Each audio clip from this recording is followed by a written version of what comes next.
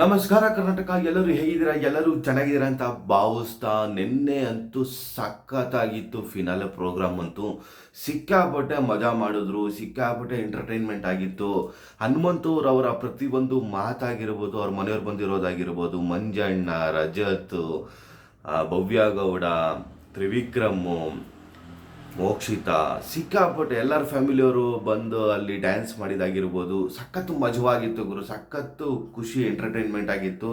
ಆದರೂ ಕೆಲವೊಂದು ಮಾತುಗಳಂತೂ ಬೊಂಬಾಟಾಗಿತ್ತು. ಯಾರು ಕಿರೀಟನ ತಲೆ ಮೇಲೆ ಎತ್ಕೊಂಡು ಹೋಗ್ತಾರೋ ಇಲ್ವೋ ಗೊತ್ತಿಲ್ಲ ಸರ, ನೀವು ಮಾತಾಡಿರೋ ಮಾತನ್ನ ತಲೆ ಒಳಗಡೆ ಇಟ್ಕೊಂಡು ಹೋಗಿ ಆಚೆ ಕಡೆ ಬದುಕ್ತೀನಿ ಸರ ಅನ್ನೋ ಮಾತಾಗಿರ್ಬೋದು, ಬೊಂಬಾಟಾಗಿತ್ತು. ಆದರೆ ಇವತ್ತು ಫಿನಾಲೆಯಲ್ಲಿ ಗೆಲ್ಲೋರು ಯಾರು ಅನ್ನೋದು ತುಂಬ ಇಂಪಾರ್ಟೆಂಟ್ ಆಗುತ್ತೆ.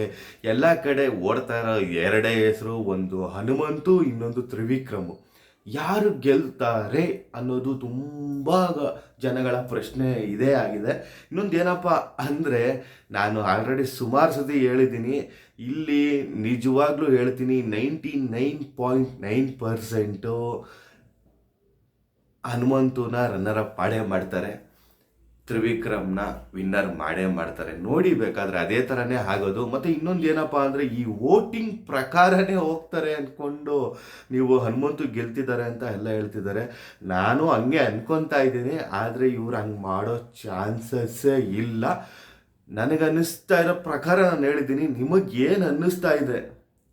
ಹನುಮಂತು ಗೆಲ್ತಾರ, ತ್ರಿವಿಕ್ರಮ್ ಗೆಲ್ತಾರ? ಅದನ್ನು ಕಮೆಂಟ್ ಬಾಕ್ಸಲ್ಲಿ ತಿಳಿಸಿ. ಆಲ್ರೆಡಿ ಆಲ್ಮೋಸ್ಟ್ 99.9% ತ್ರಿವಿಕ್ರಮ್ ಗೆದ್ದಿದ್ದಾರೆ ಅಂತಲೇ ಆಲ್ಮೋಸ್ಟ್ ಎಲ್ಲ ಕಡೆ ಓಡಾಡ್ತಾ ಇದೆ. ಒಂದೇ ಒಂದು ಫೋಟೋ ಸಿಗಬೇಕಾಗಿದೆ, ಫೋಟೋ ಇನ್ನೂ ಸಿಕ್ಕಿಲ್ಲ. ಫೋಟೋ ಬಂದಿದ್ದ ತಕ್ಷಣ ಅಪ್ಲೋಡ್ ಮಾಡ್ತೀನಿ. ನೋಡೋಣ ನಿಮಗೇನು ಅನ್ನಿಸ್ತಿದೆ ಅದನ್ನು ಕಮೆಂಟ್ ಮಾಡಿ. ಆದಷ್ಟು ಈ ಒಂದು ವಿಡಿಯೋನ ಶೇರ್ ಮಾಡಿ, ಲೈಕ್ ಮಾಡಿ. ಮುಂದಿನ ಅಪ್ಡೇಟ್ಗಳನ್ನ ಕೊಡೋದಕ್ಕೆ ಬರ್ತೀನಿ. ಅಲ್ಲಿವರೆಗೂ ನಮಸ್ಕಾರ.